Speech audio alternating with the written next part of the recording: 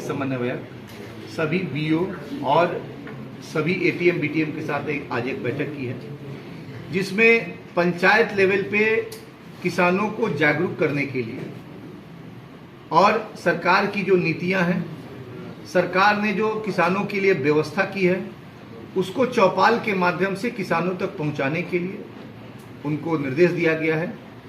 और यह बताया गया है कि किसानों के साथ सभी पंचायत के कृषि सहायक और कृषि समन्वयक और एटीएम बीटीएम की व्हाट्सएप नंबर के साथ ग्रुप बनाना है। उनको ग्रुप बना के जो भी योजनाएं या जो भी नए तकनीकी आ रहे हैं उसको व्हाट्सएप के माध्यम से भी देना है और चौपाल लगा के जागरूक करना है। और मिनिमम 3 दिन उनको पंचायत में किसानों के बीच रहना, ठीक है। इसके अलावा जो इस जिले की 2 बड़ी समस्याएं थी, पहली समस्या जो पराली जलाने की, उस संबंध में लगातार हम लोग जागरूक कर रहे हैं और उसमें भी कैसे पराली को हम एक संसाधन के रूप में यूज करें, उसको बर्बाद ना करें, उसको संसाधन के रूप में यूज करें या उसको जला के वातावरण को प्रदूषित नहीं करें, उसकी भी पूरी आज ट्रेनिंग दी गई है। उसके बारे में भी बताया गया है, ताकि आप अभी देख रहे हैं कि अभी तक किसी भी किसान के और कहीं से भी कोई पराली जलाने की अभी तक कोई वैसी बात नहीं आई है। ये काफी बेहतर है, तो इसकी भी जानकारी दी गई। साथ ही साथ धान अधिप्राप्ति प्रारंभ है, तो धान अधिप्राप्ति में अभी तक रजिस्ट्रेशन काफी कम हुए थे किसानों का, तो इसके लिए भी हम लोग पंचायत लेवल पे कैंप लगवा रहे हैं रजिस्ट्रेशन निबंधन के लिए, जो जहाँ जिसके माध्यम से सहमति देनी है किसानों को। जो हमारे किसान पोर्टल पे रजिस्टर्ड किसान हैं, उनको जो लोग जिन लोगों ने धान का उत्पादन किया है और जो सरकारी दर पे धान देना चाहते हैं, उनका हम लोग सहमति पत्र लेके उनको डाटा को फेंच कराते हैं यहाँ पे सहकारिता वाले पोर्टल पे। तो उसके लिए भी हम लोग कैंप लगा रहे हैं। कल से वो कैंप प्रारंभ होगा और अगले 7 दिनों तक वो कैंप चलेगा। खरीदारी कब से होगी सर? खरीदारी तो चल रही है, लेकिन चूंकि अभी कम किसानों ने अपना निबंधन कराया है, इसलिए एक अलग से हम लोग कैंप मोड में करके 7 डेज के अंदर जितने किसान इच्छुक हैं उनको हम लोग उसमें करा के और उसके बाद थाना डिपार्टमेंट। डिफॉल्टर पैक्स का क्या होगा?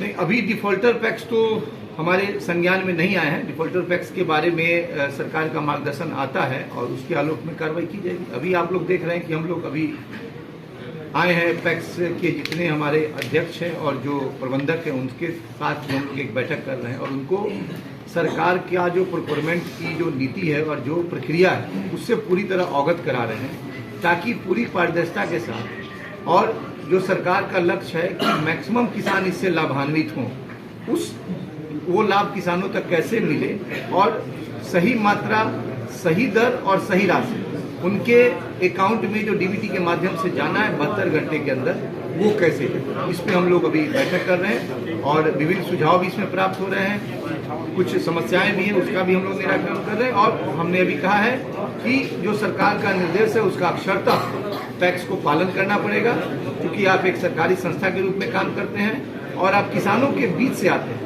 किसान ही आपको चुन के पैक्स अध्यक्ष या पैक्स प्रबंधक बनाते हैं, तो आप किसानों के बीच से आते हैं, तो निश्चित रूप से आपको किसानों के हित में और किसानों के लिए काम करना है। किसानों को लगातार शिकायत आ रही है पैक्स को लेकर? नहीं, कहीं कहीं जन संवाद में मैं गया था तो शिकायतें, किसानों की शिकायत प्राप्त हुई है, उसका हम लोगों ने तुरंत समाधान किया है और उसी के आलोक में हम ये बैठक कर रहे हैं कि इन लोगों को भी पैक्स के सभी जो मेम्बरान हैं उनको ये मालूम हो जाए कि हमें जो प्रोक्योरमेंट है वो पूरी तरह पारदर्शिता के साथ और जो सरकार ने पत्र निकाला है, जो निर्गत किया है धान अधिप्राप्ति का, उसको फॉलो करते हुए करना है। किसी भी किसान को आप लोगों के माध्यम से मैं किसानों से भी ये अपील करूंगा कि अपना जब वो धान देते हैं तो साफ सुथरा धान लेके आए, मॉइस्चर देख के आए और पैक्स के गोडाउन पर आए, वहाँ धान की जो मात्रा है उसकी वो निश्चित रूप से जो सरकारी रसीद है वो रसीद प्राप्त करें और उसको अपने उनके यहाँ कहा के पॉस्ट पे चढ़वाएं और उनको जब तक वो SMS नहीं जाता है OTP के लिए तब तक वहाँ से नहीं हटे। और अगर ऐसा होता है उनके साथ किसी तरह की समस्या होती है तो सभी पैक्स पर हम लोगों ने डिफरेंट मोबाइल नंबर, डिफरेंट अधिकारियों का मोबाइल नंबर हम लोगों ने लिखवाया, उस पर अविलंब वो शिकायत करें। एक हमने भी अपना नंबर दिया है जो व्हाट्सएप नंबर है, जिसपे 10 बजे से 5 बजे तक कहीं भी वो अपनी शिकायत दर्ज कर सकते हैं या उस पर व्हाट्सएप के माध्यम से बता सकते हैं। कुछ किसानों के साथ रेट के लेकर मामला रहा है? नहीं, रेट क्या है? रेट तो सरकार के द्वारा फिक्स है। सर, किसानों का कहना है कि जो रेट सरकार के द्वारा मिलता है वो नहीं मिल पाता है किसानों। वो क्यों नहीं मिलेगा? जब मात्रा जो उन्होंने रिसीव कराया पैक्स में, ठीक है, और वो मात्रा का रसीद मिल गया पावती रसीद उसकी मिल गई और वो पोर्टल पे चढ़ गया, तो वो तो पैसा सीधे उस रेट से गुना करके उनके किसान के अकाउंट में चला जाना है। इसमें कहाँ मामला कहाँ है उनके पास नहीं जाए।